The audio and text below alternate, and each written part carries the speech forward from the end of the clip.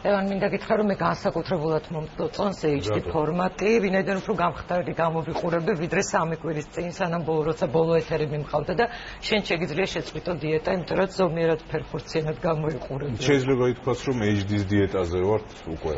შეიძლება. ახლა კი კულტურის სიახლეები ქრონიკაში 8 ივნისიდან 11 სექტემბრამდე საქართველოს ეროვნული მუზეუმის დიმიტრი შევარდნაძის სახელობის ეროვნული გალერეა ჩინელი ხელოვანების გამოფენას უმასპინძლებს. ექსპოზიციაზე ავანგარდისტული ნამუშევრები იქნება წარმოდგენილი პროექტი ქართველი კოლექციონერის ჯონ დოდელანდეს მეშვეობით კულტურისა და ძეგლთა დაცვის სამინისტროს ეროვნულ მუზეუმთან თანამშრომლობით განხორციელდა. გამოფენა თანავარსკვლავედები 22 თანამედროვე ჩინელი ხელოვანის შემოქმედებას აერთიანებს. ავანგარდისტული ნამუშევრები, რომლებიც ეროვნულ მუზეუმში გამოიფინება, რამდენიმე უცხოელი და ქართველი კერძო კოლექციონერის საკუთრებაა და საქართველოში 3 თვის განმავლობაში დარჩება. ეს ნამუშევრები ძირითადად კავკასიისა და კასპიის ზღვის მიმდებარე ქვეყნებიდან და ჩინეთის კერძო კოლექციებიდან არის. რამდენიმე ნახატი ქართველი კოლექციონერის საკუთრება. ეს გამოფენა ძალიან მნიშვნელოვანია, რადგან ამ ნამუშევრებში თანამედროვე სამყარო საინტერესო ფორმებითაა ასახული. თანამედროვე ჩინურ მხატვრობას მნიშვნელოვანი ადგილი უჭირავს მსოფლიო ხელოვნებაში. ეროვნული მუზეუმის 4 დარბაზში ქართველ დამთვალიერებელს საშუალება ექნება თანამედროვე არტში მიმდინარე პროცესების შესახებ წარმოდგენა შეიქმნას.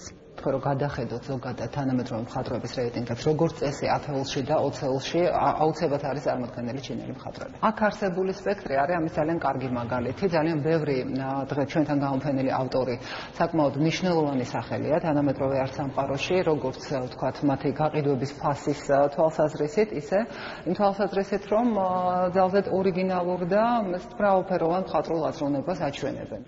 გამოფენა მნიშვნელოვანია საქართველოსთვის არამხოლოდ შემოქმედებითი, არამედ გეოპოლიტიკური თვალსაზრისითაც. ჩინეთს აქვს ძალიან მნიშვნელოვანი პოლიტიკური და ეკონომიკური როლი დღეს მსოფლიოში მეორე სიძლიერე სახელმწიფოა, გეოპოლიტიკური თამაშები შეიცვალა მსოფლიოში. აი ამ ეკონომიკურ განვითარებასთან ერთად ძალიან დიდ ყურადღებას აქცევს აბრეშუმის გზის განვითარებას. ამიტომ ეს არის ჩვენი პოლიტიკური და ეკონომიკური ურთიერთობების გაღრმავების ერთ-ერთი კიდევ ელემენტი. საქართველოს შემდეგ ჩინელი მხატვრების ნამუშევრების გამოფენა აზერბაიჯანში, ყაზახეთსა და ირანში იგეგმება. დიმიტრი შევარდნაძის სახელობის ეროვნულ გალერეაში თანავარსკვლავედების ნახვას 11 სექტემბრამდე შეძლებთ.